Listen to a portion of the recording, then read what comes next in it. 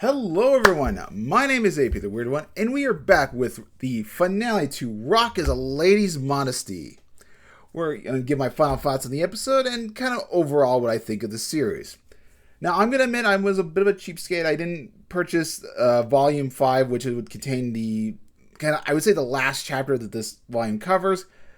This episode covers, because it covers about 28 to 30, maybe a little bit into 30, but I don't think it's necessary, because I think the more, I guess maybe more important scenes, because that there is some cut content, is a little bit earlier. So I'm not 100% sure. I do want to purchase this series officially, like when it comes out in English, because I do like the fan service and everything. But in terms of, I don't know, I didn't feel like spending my money on just buying one volume I really couldn't understand. But hey, I'm a cheapskate. It's my fault anyway. But let's get into the actual episode and what's actually kind of gets skipped. So the first one happens during the performance, and basically Lisa gets a little bit of revenge for her. This is during the concert, so as you can see here, Ota is now being chained up and being is at the whims of Lisa. So that's one part content that's from the manga, and the other one is this one where the guys it's kind of near the end of the episode. They wanted to beat the crap out of the girls. I'll show a screenshot of another lady, but basically Tina and who's the other girl? Shirai, basically Tina and Shirai just kind of kicking the other team members' ass. So that we get that cutscene. In this, the first one. Now, in terms of how the episode is structured, like them playing the music and everything, this might have felt a little out of place, like pausing, especially considering we want to see the band. They're doing like the full 3D and also seeing the audience. So this part,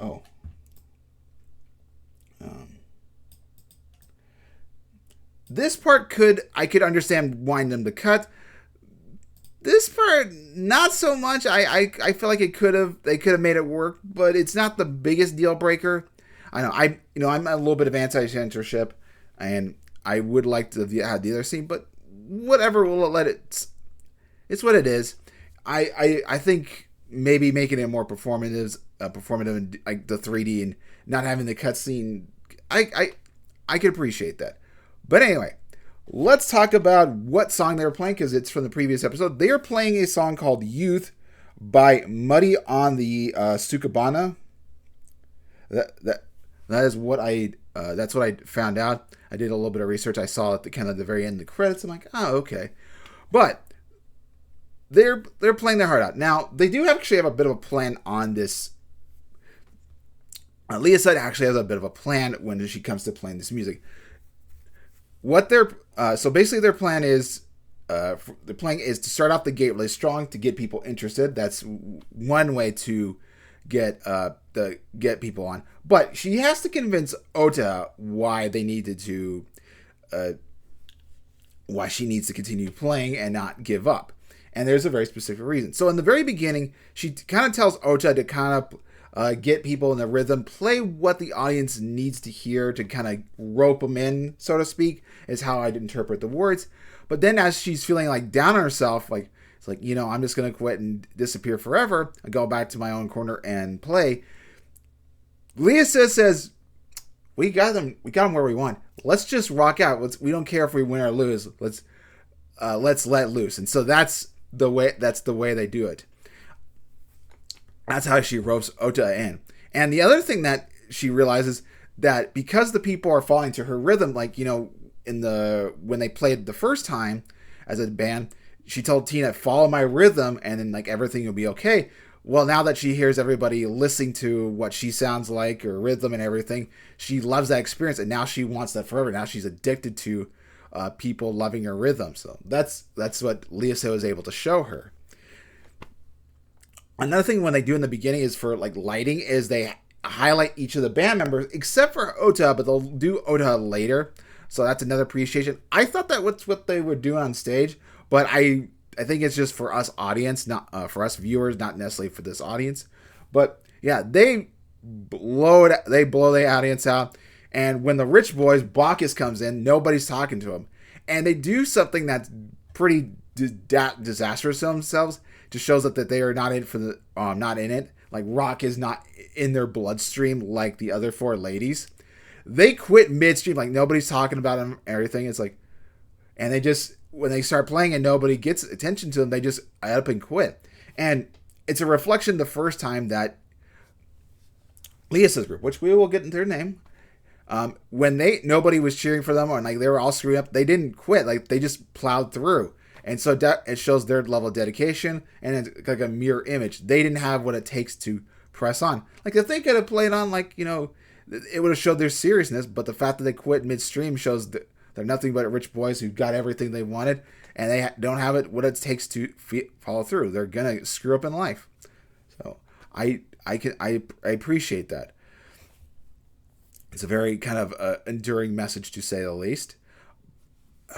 But as for the name, and I think this is kind of, you could say an homage to a certain franchise, but they're called Rock Lady. And, Mega Man is called Rock Man. And Mega Man series definitely has a lot of good music and everything. So I think that could have been a secret homage to the franchise. Like, we have Rock Man, now we have Rock Lady, and it's just a fun band, and much like Mega Man, they do have the orchestral music, so it's something that a lot of people jam out to.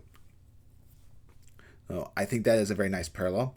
But moving forward, when these girls are telling them that they are worthless piece of shits and they have no convictions and everybody's flipping them off, I thoroughly like this moment because every of them have their own instruments. Oh, you don't get to see Tina's. Oh, we'll just disable my face for now. But each of them have their own flipping them off, and I love each of their expressions. So she's guitar, Bissett, drums, and then keyboard. And Tina's like, she's such a modest lady, whatever. So the fact that she has this face, and she's kind of like in her moment, because later you'll see she's back to normal, like school version form. But I love this fact that everybody has their own their own version of their flipping off. In the manga, it's just black and white, but for us, we get a little bit special. Another thing about the band I forgot about during the playing the music is Ota plays barefoot, which I'm like, okay, what? That's interesting. We just never had seen her play barefoot. I thought she was maybe like playing with like black slippers or something, but no, that's not the case. She's playing barefoot, and it is in the same way in the manga, but the anime gives us a better cue that she is playing barefoot. So just something to keep in mind. The next adorable scene is that we kind of meet Ota's mistress. So this is where the fight scene with Tamaki and Tina would have happened, but we do meet her. She is known as Tsukasa. I guess she's a servant of Ota. That's kind of what we were to believe.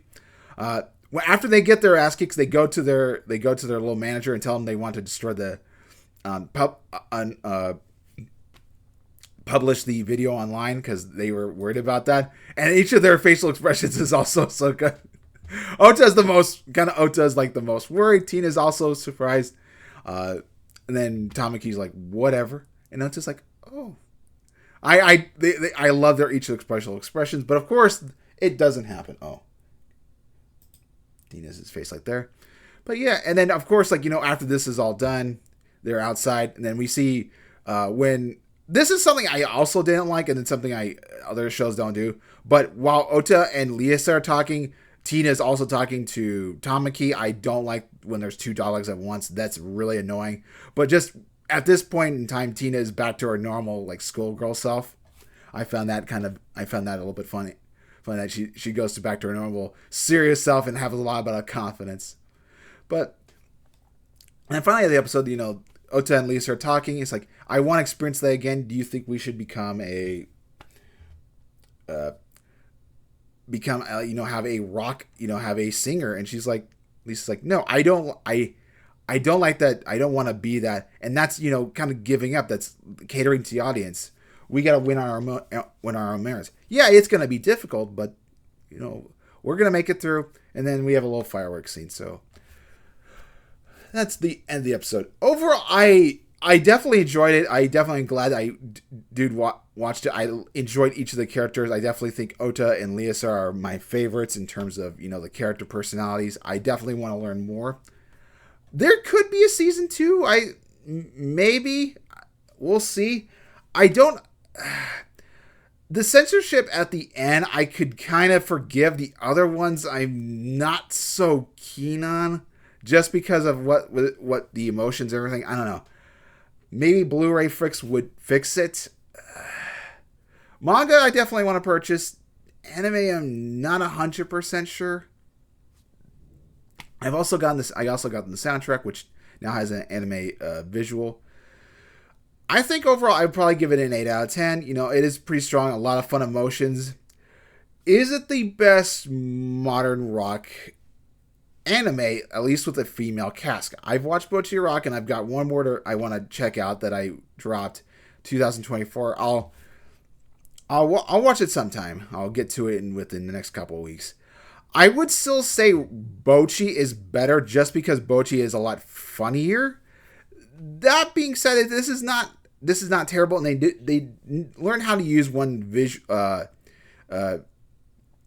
effects. But I do think because I'm so used to hearing vocal rock bands, and Bocchi's a rock is very distinct. I like them a little bit better, but we will see. Maybe we'll see if Girls Band Cry will deliver something a little bit extra. But anyway, on the episode here. Hopefully you have a wonderful day. See you guys next time. I still don't know what's going on tomorrow for anime reviews, but we will. I don't know. I could maybe take a break from Full Metal Panic and start binging